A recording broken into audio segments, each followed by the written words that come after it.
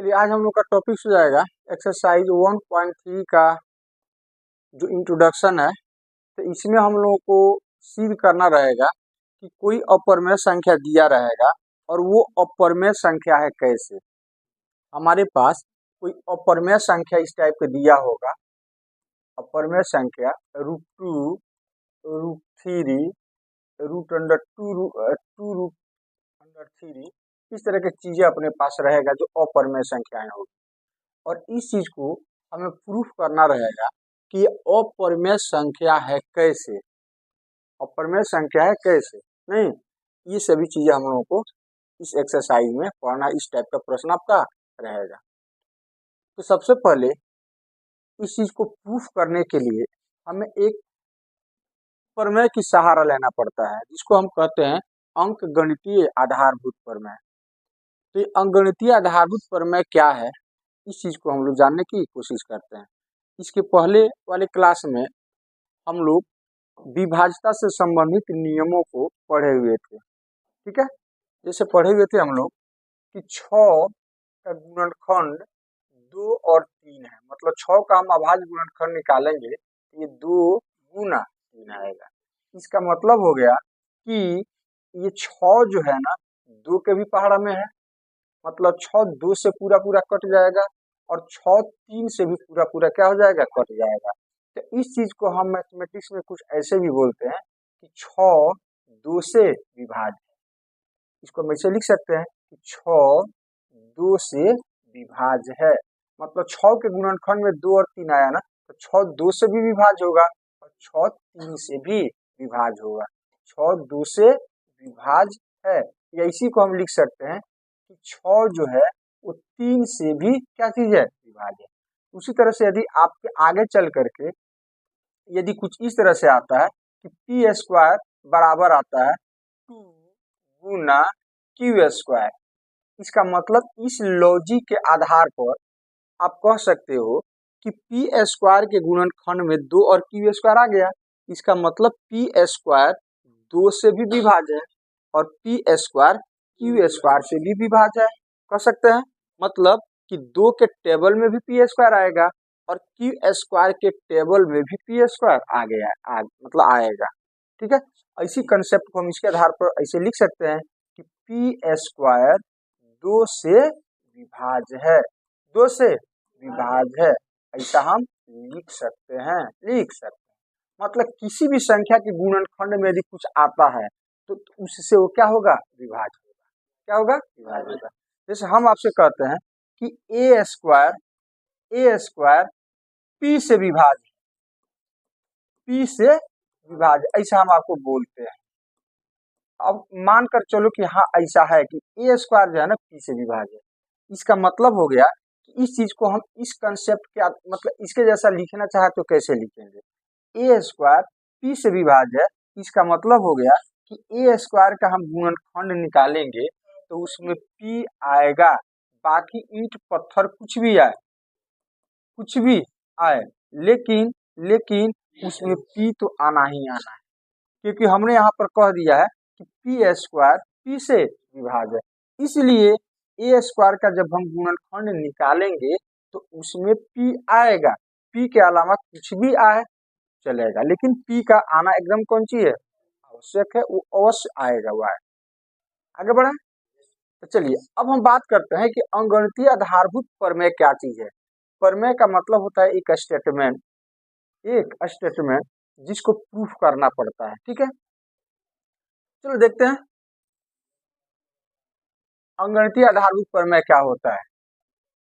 मान लो कि ये 4 का स्क्वायर है, हम इसमें 2 से भाग देते हैं। अब देखते हैं कि 4 का स्क्वायर 2 से पूरा पूरा कट जा रहा है कि नहीं कट जा रहा है। यदि कट जाएगा तो हम कहेंगे कि 4 का स्क्वायर 2 से विभाज्य है, यही ना तो विभाज्यता का नियम कि 4 का स्क्वायर यदि 2 से पूरा पूरा कट जाए तो हम क्या कहेंगे कि 4 का स्क्वायर जो है वो 2 से विभाज्य है, और नहीं कटेगा तो कहेंगे विभाज्य नहीं है। तो चलो देखते हैं, 4 का स्क्वायर का मतलब 4 गुना 4, तो 4 चौका 16 बट्टा तो 2 अठे 16, मतलब कि 4 का स्क्वायर जो है 2 से पूरा पूरा कट गया और कितना आ गया, 8 आ गया।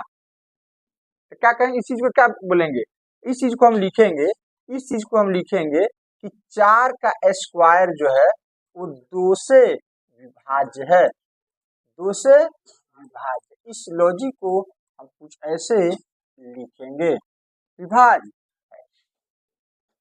ऐसा में।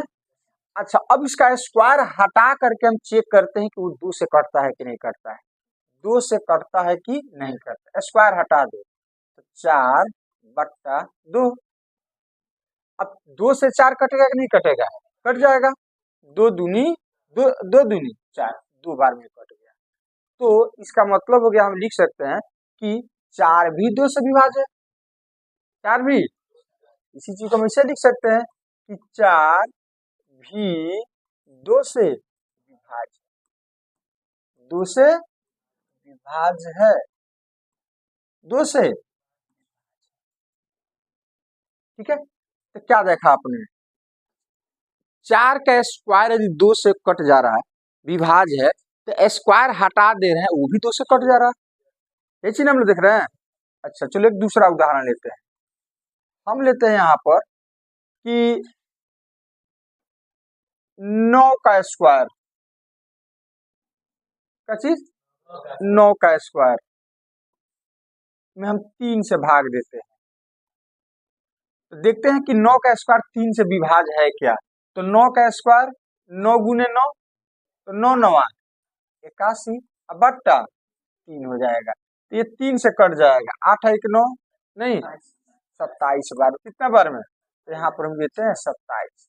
तो क्या कहेंगे हम कि 9 का स्क्वायर 3 से विभाज्य है, तो हम इस चीज को लिखेंगे यहाँ पर कि 9 का स्क्वायर 3 से विभाज्य है, 3 से विभाज्य,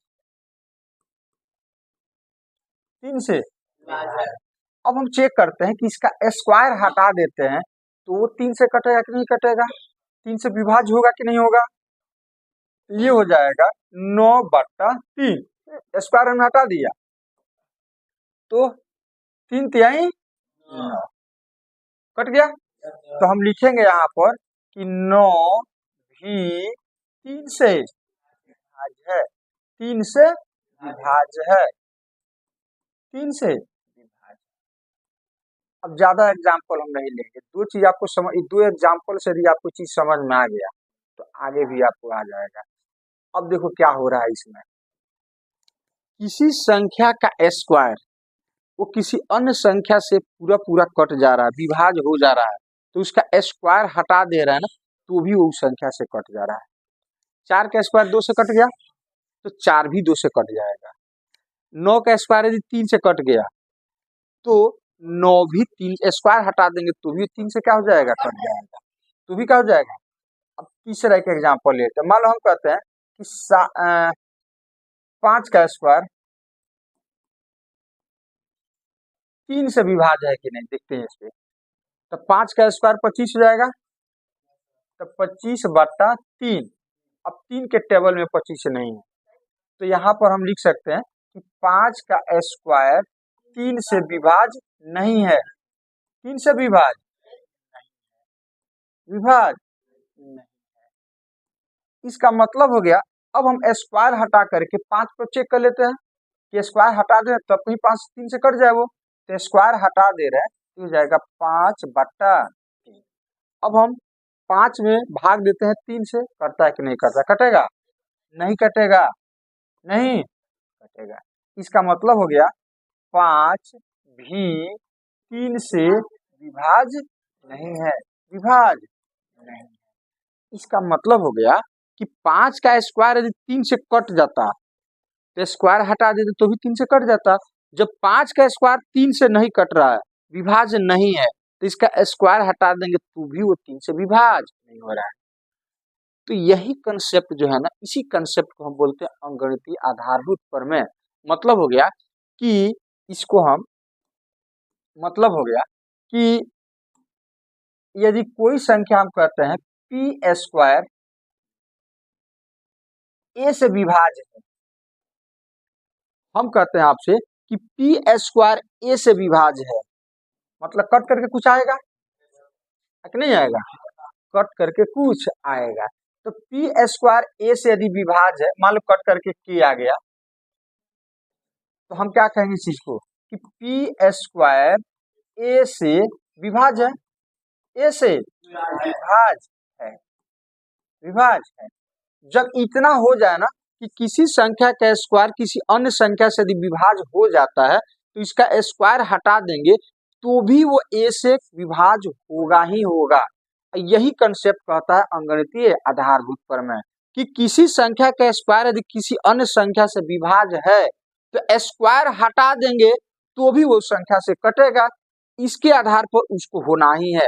मतलब इतना यदि हो गया तो पी भी क्या हो जाएगा, तो स्क्वायर जब ए से विभाज्य होगा तो पी भी ए से विभाज्य होगा, विभाज्य होगा, विभाज्य होगा। इसको आपको प्रूफ करने की जरूरत नहीं है, सिर्फ इसके आगे लिख देना कि ये कहाँ से स्टेटमेंट आया, तो अंक गणितीय आधारभूत प्रमेय से आया। ये प्रमेय कहता है ऐसा, अंक गणितीय आधारभूत प्रमेय से इतना आया, आधारभूत प्रमेय से इतना आएगा।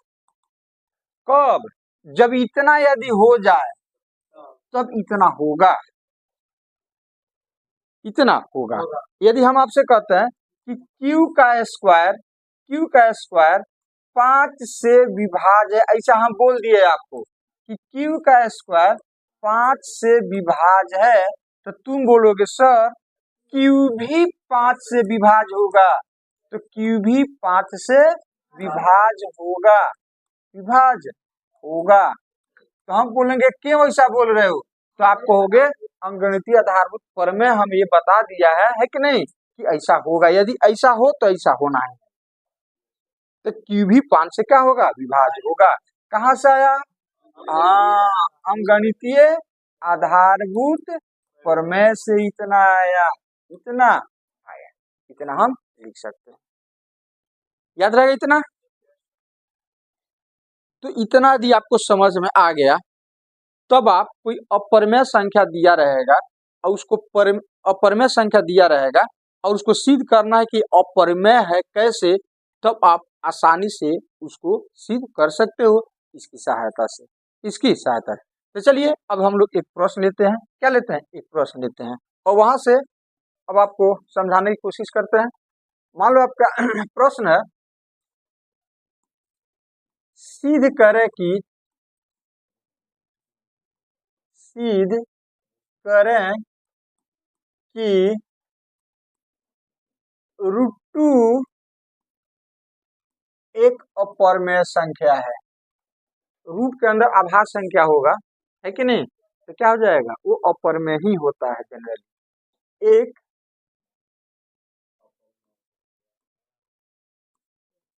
अपरमेय संख्या है, अपरमेय संख्या है। ये चीज आपको क्या करना है, प्रूफ करना है। अब ध्यान से देखो यहाँ पर, सबसे पहले क्योंकि वास्तविक संख्या है दो प्रकार का, एक परिमेय क्या होता है, अपरमेय। तो थोड़ा देर के लिए हम मान लेते हैं कि ये अपरिमेय नहीं है, तो अपरिमेय नहीं होता फिर क्या होगा, परिमेय। यदि आपको सिद्ध करना है कि आप एक इंसान हो तो थोड़ा देर के लिए क्या मान लोगे, सिद्ध करने का ये भी एक तरीका होता है कि आप उसे मान लेंगे कि हम, जैसे आपको सिद्ध करना है कि आप एक इंसान हो तो आप ये मान लोगे कि हम एक इंसान नहीं है, तो इंसान नहीं तो स्वाभाविक जानवर होंगे नहीं। अब हम दिखाएंगे कि हम जानवर है कि नहीं है। तो यदि हमारे अंदर जानवर का लक्षण होगा तो हम जानवर हैं, और जानवर का लक्षण यदि नहीं होगा तो हम जानवर नहीं है, तो जानवर नहीं तो क्या हो जाएंगे, इंसान हो जाएंगे।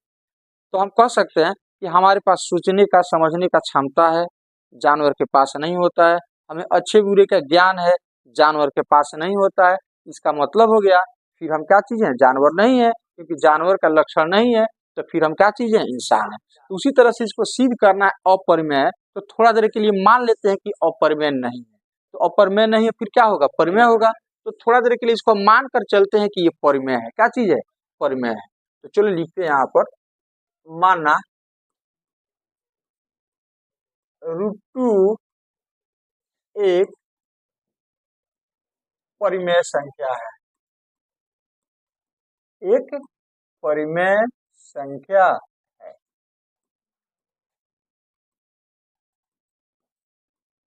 तो परिमेय संख्या है, जैसे आप जानवर थोड़ी देर के लिए बन गए तो जानवर का लक्षण आपके अंदर होना चाहिए।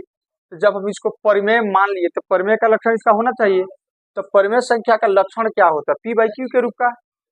कोई भी संख्या जो p/q के रूप का होता है क्या कहते हैं? परिमेय संख्या। बताए थे आप लोगों को नेक्स्ट क्लास में। तो इसको मान लेते हैं, जब हमने इसको परिमेय मान लिया तो इसको हम लिख सकते हैं। तो इसका मतलब √2 जो होगा वो p/q के रूप का होगा। अब p क्या चीज है? पूर्णांक। और q क्या चीज है? पूर्णांक। तो पूर्णांक में हम क्या करते हैं, इसको सहअभाज्य संख्या दोनों को मानकर चलते हैं। सहअभाज्य मान लेंगे, इसका मतलब आपके दिमाग में क्या आएगा कि p के गुणनखंड और q के गुणनखंड में कोई उभयनिष्ठ नहीं आएगा। अरे सहअभाज्य संख्या भी तो पूर्णांक है। तो हम p और q को ये मानकर चलते हैं कि वो सहअभाज्य संख्या है। नेक्स्ट क्लास में सहअभाज्य संख्या के बारे में हम पढ़ा चुके थे। तो चलिए यहाँ पर हम मान लेते हैं, जहां p और q सहअभाज्य संख्या है। सहअभाज्य संख्या है और शर्त यह है कि हर कभी 0 नहीं होता है। तो लिख देंगे q is not equal to, हर कभी 0 नहीं हो सकता। अब यहाँ पर आपको एक काम करना है, रूट जो है ना इसको हटाना है। तो रूट हटाने के लिए दोनों ओर वर्क करना पड़ेगा। तो इधर भी वर्क कर देते हैं, इधर भी वर्क, मतलब दोनों स्क्वायर कर देते हैं। तो दोनों ओर वर्क कर दो। तो हम क्या करते हैं, यहाँ पर लिख देते हैं दोनों ओर, हाँ दोनों ओर आपका वर्क करने पर,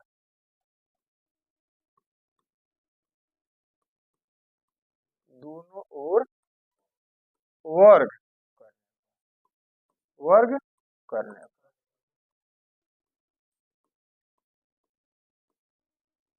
दोनों ओर वर्ग करने पर।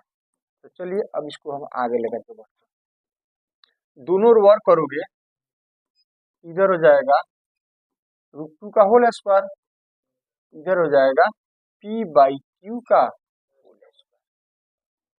ये होता वर्ग का मतलब। अब इसके स्क्वायर से रूट हट जाएगा, इधर हो जाएगा 2 और यहाँ ब्रैकेट हटाओगे तो इसका भी स्क्वायर, इसका भी स्क्वायर, तो p स्क्वायर बट्टा स्क्वायर। अब पीछा तिरछी गुना कर दो, तो p स्क्वायर से 1 में गुना करोगे p स्क्वायर और 2 से तो 2 गुना। अब ध्यान से देखो p स्क्वायर के गुणनखंड में क्या आ गया? 2 भी आ गया और q स्क्वायर भी आ गया। इसका मतलब हो गया कि हम कह सकते हैं कि p स्क्वायर 2 से विभाज्य है। अभी जस्ट इसके पहले समझाए थे कि p स्क्वायर के गुणनखंड में 2 भी आ गया, q स्क्वायर भी आ गया। p स्क्वायर पर 2 गुने q स्क्वायर, तो p स्क्वायर का ही ना गुणनखंड हो गया ये। तो p स्क्वायर के गुणनखंड में जो भी संख्या आएगी उससे ये क्या होगा? विभाज्य होगा। तो हम कह सकते हैं कि p स्क्वायर 2 से विभाज्य है, 2 से विभाज्य है।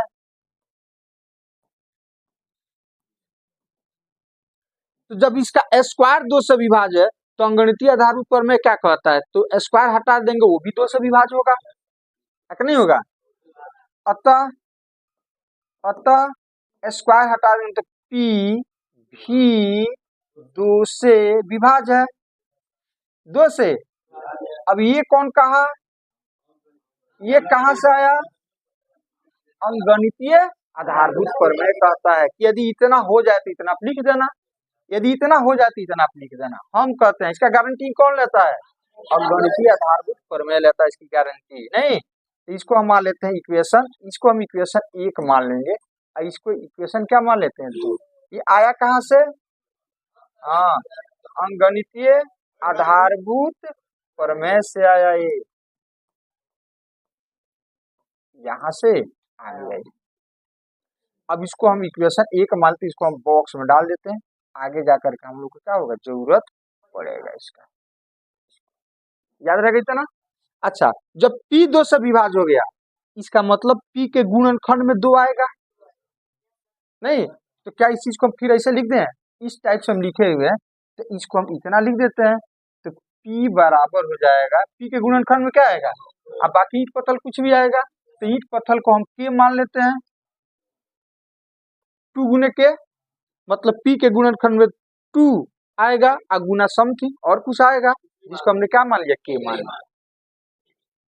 P जब 2 से विभाज्य हो गया तब P के गुणनखंड में 2 आएगा, इसको 2 गुना समथिंग लिख सकते हैं। अब इस P का मान हमें करना क्या, बस थोड़ा सा लॉजिक लगाना है। इस P का मान हमें समीकरण 1 में रख देना है। P के जगह पर हम क्या रखेंगे, 2 रखते हैं यहाँ पर। P का मान समीकरण 1 में रखने पर,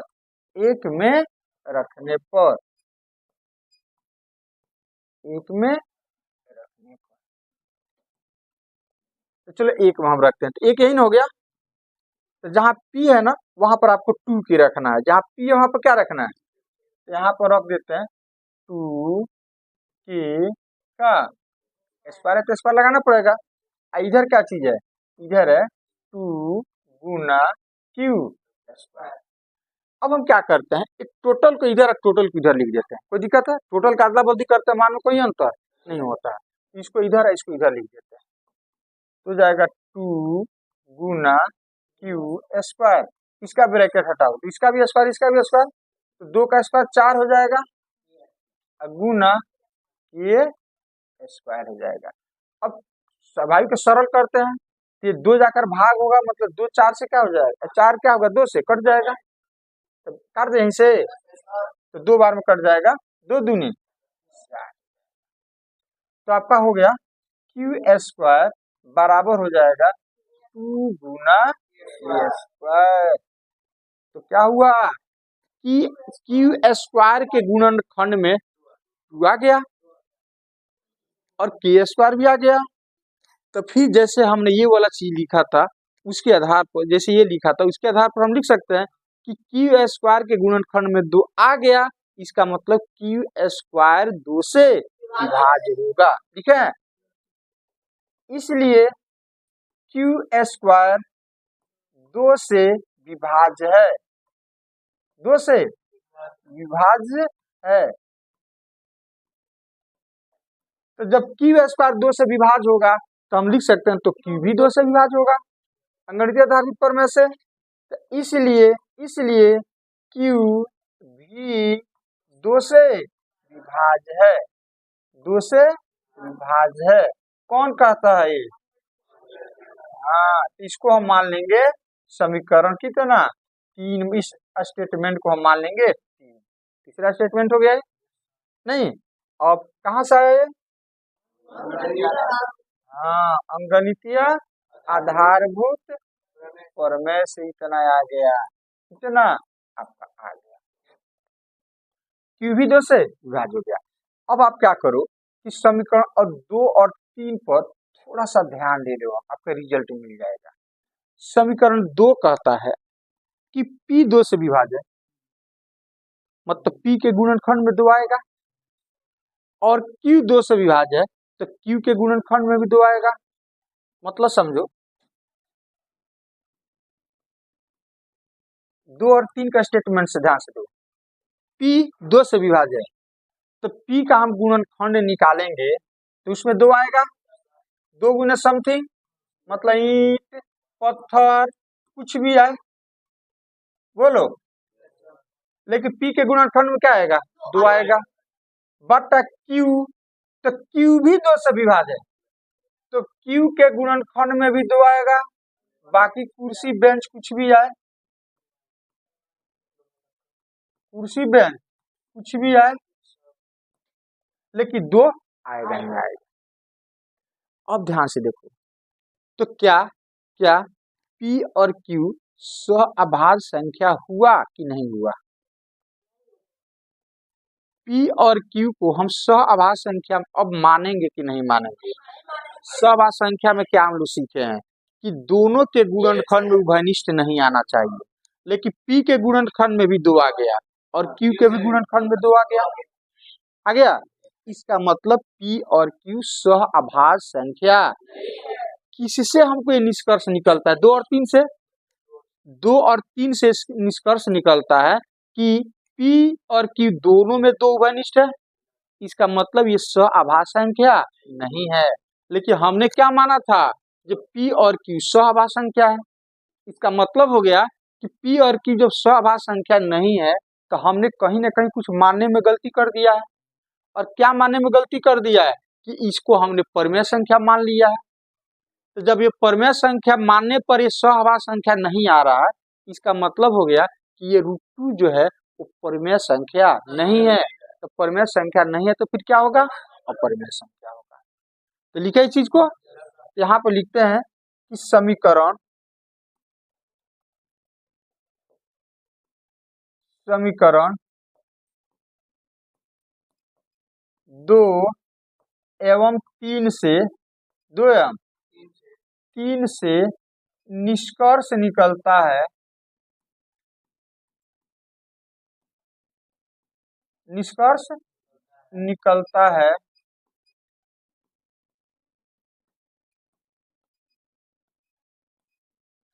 कि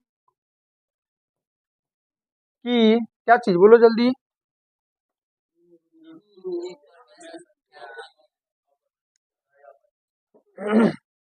√2 2 एवं 3 से निष्कर्ष निकलता है कि P और Q सहअभाज्य संख्या नहीं है। निष्कर्ष निकलता है कि P एवं Q सहअभाज्य संख्या नहीं है। अभाज्य संख्या नहीं है। सहअभाज्य संख्या नहीं है। जो हमारी मान्यता के विरोधाभासी है, मतलब जो हम माने थे उसके उल्टा है। मतलब जो हम माने थे उसका विरोध करता है। जो जो हमारी मान्यता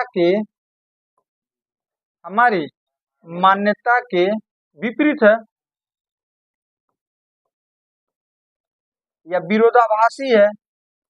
विरोधाभासी है। विरोधाभासी।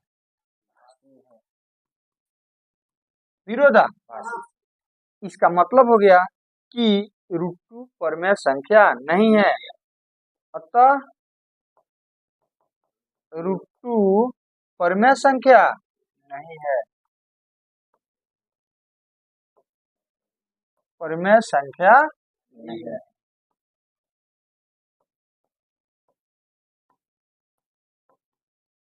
परिमेय संख्या नहीं, तो ये परिमेय संख्या नहीं है तो क्या चीज है? अपरिमेय है। इसलिए इसलिए √2 एक अपरिमेय संख्या है। और परिमेय संख्या अपरिमेय संख्या। ये रहा हम लोगों का कि √2 एक अपरिमेय संख्या है। कैसे? चलो एक और प्रूफ करते हैं। अब हम प्रूफ करते हैं यहाँ पर कि सिद्ध करें कि √5 एक अपरिमेय संख्या है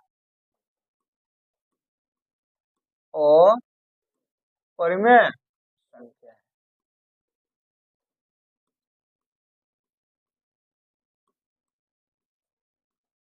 क्या करोगे फिर? इसका उल्टा मानोगे आप।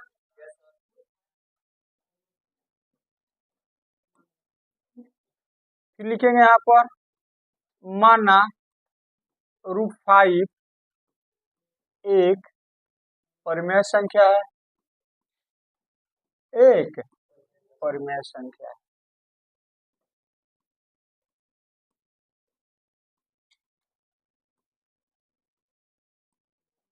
जब ये परमेय संख्या होगा तो p बाई क्यू के रूप का होगा।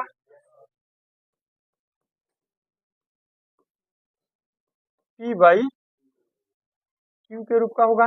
अब p और q है क्या चीज? सहवास संख्या मान लेते हैं, जहां p और q सहअभाज्य संख्या है, सहअभाज्य संख्या है।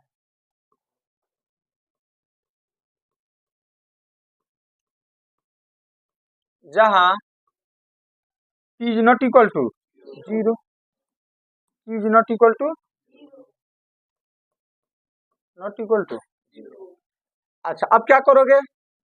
जस्ट इसके पहले हम लोग इसका पहले रूट हटाएंगे, तो वर्क करो, तो दोनों ओर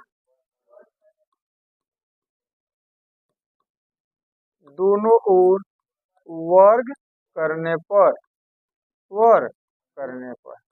तो चलो दोनों ओर वर्ग कर देते हैं।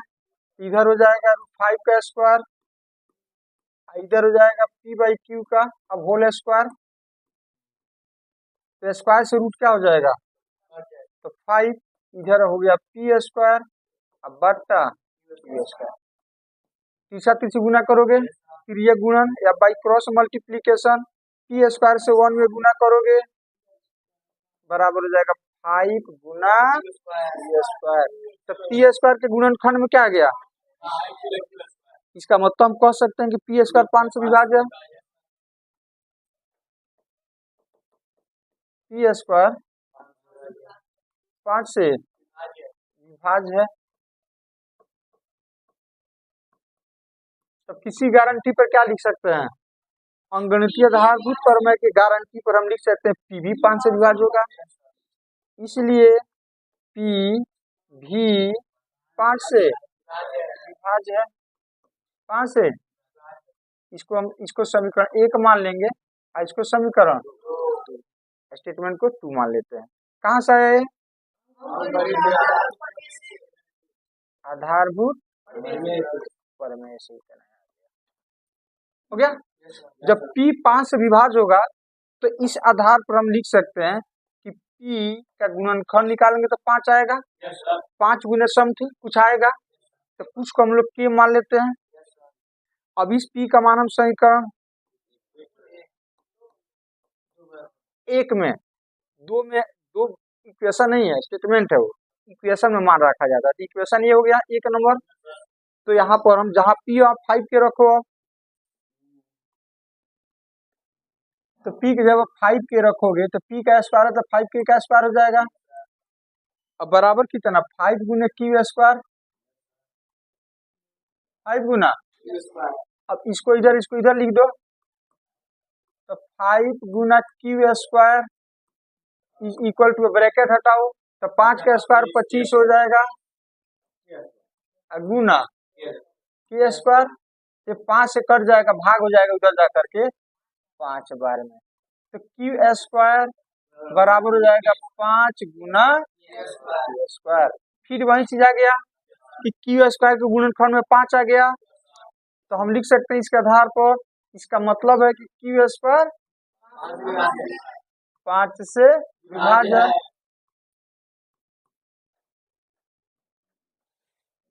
तो यहाँ पर आ जाएगा अंगणितीय आधारभूत प्रमेय, तो इसलिए q भी 5 से विभाज्य है। इसको हम मान लेते हैं स्टेटमेंट में कितना 3, ये हो जाएगा। कहाँ से आया? आधारभूत।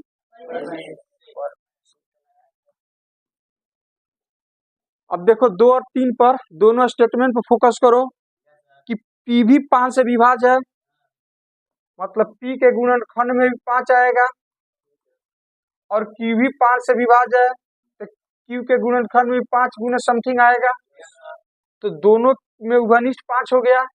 इसका मतलब ये फिर सहअभाज्य संख्या है, और हम क्या माने हैं कि ये सहअभाज्य संख्या है। तो 2 और 3 से निष्कर्ष निकलता है कि p और q सहअभाज्य संख्या नहीं है, जो हमारे मान्यता के विरोधाभासी है। इसका मतलब कि √5 परमेय संख्या नहीं है, तो फिर क्या हो जाएगा? अपर्मेय संख्या। तो बस वही कंसेप्ट जो इसके पहले बताए थे, यहाँ पर क्या करना है, हाँ हाँ वही चीज हमें देना है।